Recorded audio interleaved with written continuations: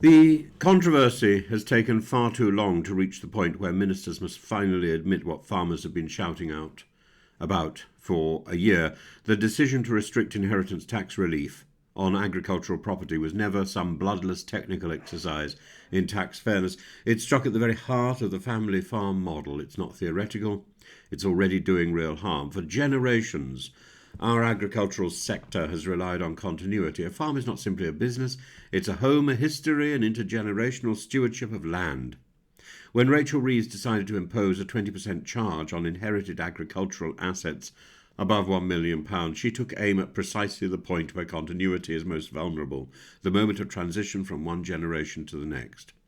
Government claimed this would only squeeze wealthy investors using farmland as a tax shelter. That argument has collapsed.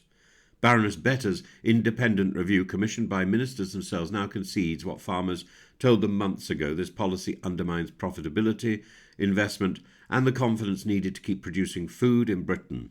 All you have to do is go back in history a little bit to the Second World War and the Land Army to see the importance of farming in Britain. The timing speaks for itself. The report has been delayed more than once.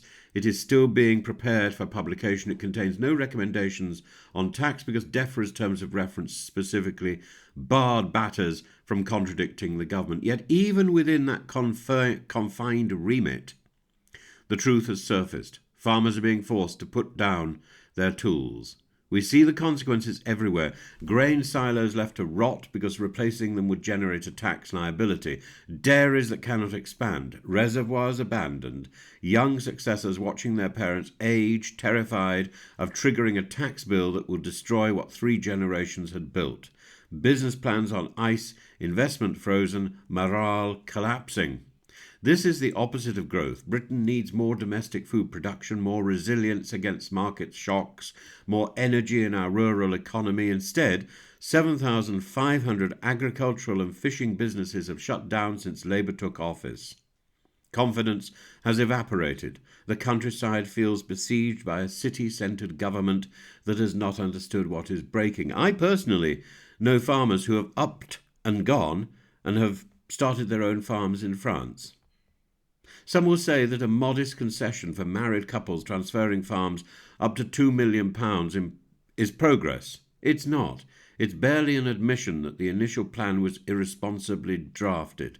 Rural Labour MPs who rebelled over this policy are now suspended from the party. That reveals the political strain beneath the surface. Ministers know they are punishing their own supporters. This is a moment of long-delayed recognition. The review confirms the damage. Farmers were right. The protests were justified. The long columns of tractors driving into Westminster on Budget Day were not symbols of privilege. They were cries of frustration from people who feed the nation and maintain the character of our countryside. There is dignity in the land. You cannot treat farms as disposable assets without destroying intergenerational trust, family structure and food security. The government must reverse this policy before irreversible damage is done to our farming economy. A thriving farming sector requires certainty, inheritance without fear, and a tax system that sustains stewardship rather than forcing its decline. Anything less is a betrayal not just of farmers, but of the country that relies on them.